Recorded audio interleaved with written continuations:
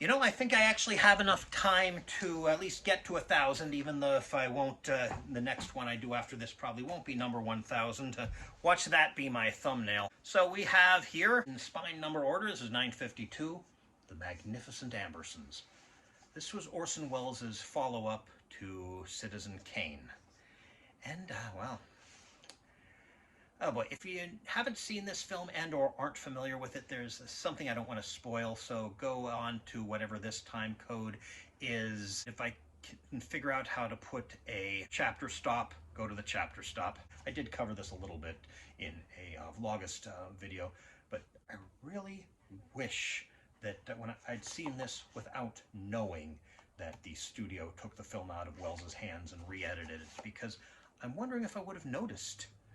I mean, despite the studio interference, this is still an excellent film. And from what I've read about what was cut, more stuff was explained. But the fact is that it actually works without the stuff being explained. If it just seems to come out of nowhere, it's because we're seeing it from Georgie's point of view. So it seems to come out of nowhere for him. Okay, that's where the spoilers end.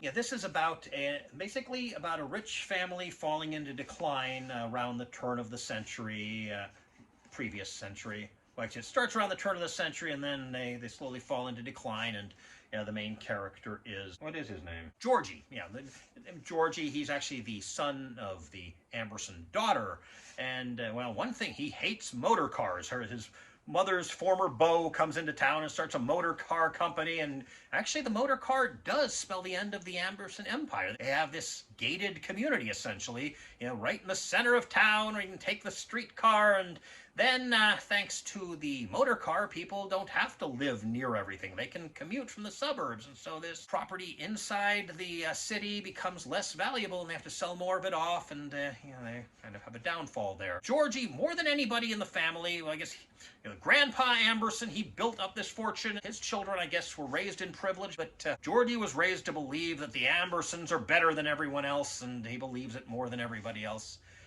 And that's his downfall. And extras include a commentary and several episodes of Orson Welles' Mercury Theater on the Air. That's where War of the Worlds was, and what is its successor? Campbell Playhouse, I think. One of them is of the Magnificent Ambersons, and it's interesting. There's one scene, which the dialogue is identical in both the radio play and the movie, but it works a lot better in the movie because it's dialogue between children, and in the movie it's actually children saying the lines, whereas on the radio it's adults trying to sound like children. And it also has a silent adaptation of the book, which, well, it's a digest version. That might be all that's known to exist. And that actually reminds me of something. It is, of course, it's a film made in the early 40s in Hollywood, and it takes place around the turn of the century in what is essentially a gated community. So everybody's white except for a few black servants, but that's better than the silent film. There, everybody's white except for one black servant who is also white. There's also a clip of Orson Welles in the Dick Cavett Show with no beard. It's kind of weird there. Where actually he briefly mentions the Magnificent Ambersons and then talks about other stuff. Who cares? It's Orson Welles being interviewed by Dick Cavett. That's interesting stuff. Who cares if it's related to the movie on here? I definitely recommend this film. It's got beautiful black and white photography, as does Citizen Kane, as do most of Orson Welles' films. And I'm really appreciating black and white photography more than I did when I was young and wished everything was in color. Next up, number 964, The Kid Brother, starring Harold Lloyd. And if I'd thought of it, I would have put on my Harold Lloyd glasses, but too bad. This might be my favorite of Harold Lloyd movies. Certainly maybe the best way, it's a period piece. Period tends to remain period, whereas contemporary becomes period if you're lucky and outdated if you're not. Here, Harold Lloyd plays Harold Lamb. He likes to play people named Harold for some reason. He's the youngest son of the town sheriff, and he falls in love with this woman who's part of a carnival, and then the other people of the carnival steal the money that's been left for his father to guard. And there's a lot of pretty good gags. It's set in not quite Western, a little bit post-Wild West, kind of Little House on the Prairie time, if that makes any sense. And it has a great gag with a monkey, who apparently was also in Charlie Chaplin's The Circus and Buster Keaton's The Cameraman, which are also Criterion releases that I will get to soon, one sooner than the other. Of course, that's commentary. Among the extras are two, well, They're what's left of two early Harold Lloyd shorts, one of which was apparently the debut of the Glasses character. And you can tell in these films that the character's a little bit, or one of them, he starts a fight. And, later on, the Glasses character would never start a fight. He would try to get out of a fight. He would try to get the other people to beat them up. Here, he throws himself into the fight, starting it. But both of them were on some rather unusual home movie formats. And there's also a documentary on unusual home movie formats, including the special machine used to digitize them. I mean, one of them was wider screen than normal because instead of the sprocket holes being on the side, they were in between each frame. I made some notes here. I'm not sure what they mean anymore, except maybe somebody said monkeys can't be trained. Monkeys can be trained? Jeez. Yeah, this is unfortunately a pamphlet, but still interesting stuff here. Oh boy. Made these notes too long ago for them to be relevant, but I recommend all of the Harold Lloyd and Charlie Chaplin movies that Criterion put out. Next up, A Face in the Crowd starring Andy Griffith, which I haven't seen yet.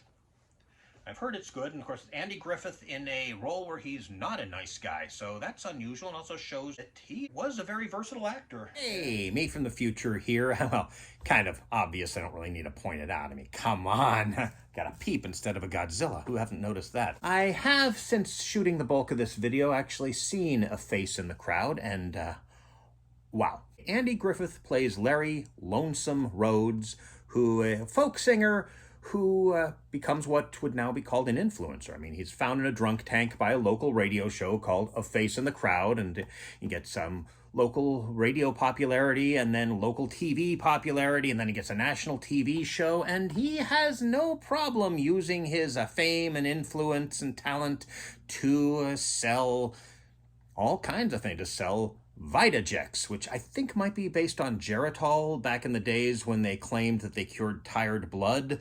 I'm hoping it's not quite as much of a scam as Vitajex, but and then eventually to sell less than progressive politicians. There's actually one scene, the politician makes the argument, Daniel Boone didn't need unemployment insurance, and at that time it was satire. These days, the only reason a politician wouldn't say that is because they'd figure people wouldn't know who Daniel Boone was. Actually, they might make that statement because they think everyone still knows who Daniel Boone is anyway. He's very charming and folksy, and I mean, he's Andy Griffith. But behind the scenes, he can get mean, he can get angry, he can get evil, and I didn't realize that, I mean, I never thought Andy Griffith was a bad actor, but I didn't realize he had such versatility in him. Yeah. It's kind of light on the extras. There's no commentary. There's only one trailer. And again, maybe there is only one trailer. There are three relatively short documentaries. One of them is about Elia Kazan. One of them is just about the movie in general, with interviews with all the surviving people or in some archival interviews. And one's an interview with Andy Griffith where I think it's in that one where he actually drops the F-bomb. And as a booklet here, it has 3 essays. One is basically about the film. One is an excerpt from Elia Kazan's introduction to the published screenplay. And one is a New York Times article that's mostly about the various method acting methods that Elia Kazan used in order to get Andy Griffith to play angry. I can play angry without using any methods. That means I'm a better actor than Andy Griffith. More likely, I'm just not as nice as Andy Griffith, though to be fair, that's a pretty high bar to clear. And now back to our regularly scheduled video. Now I'm annoyed that I haven't seen this. Jackie Chan, Police Story, and Police Story 2, and you'll notice the broken glass here.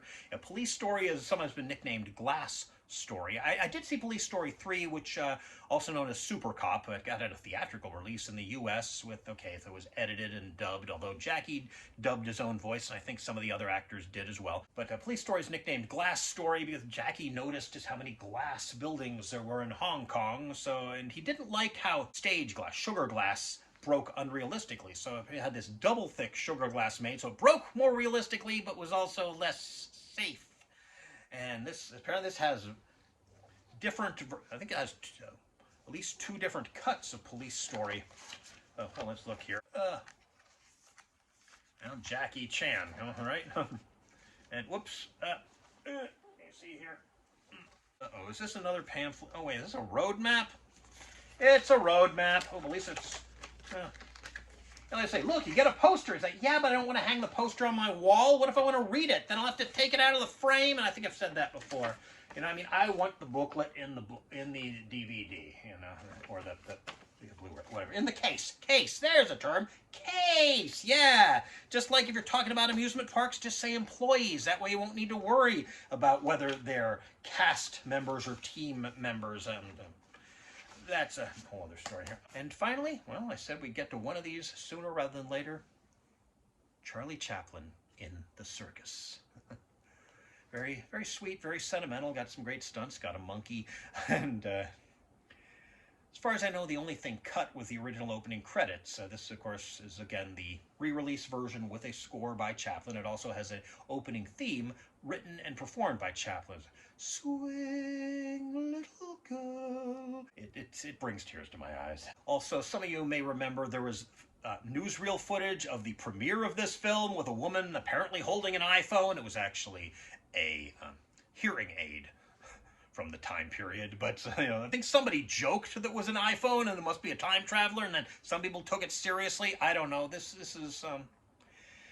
film is sadly somewhat overlooked because it came between The Gold Rush and City Lights, two of his well, Criterion released them a lot earlier than this one.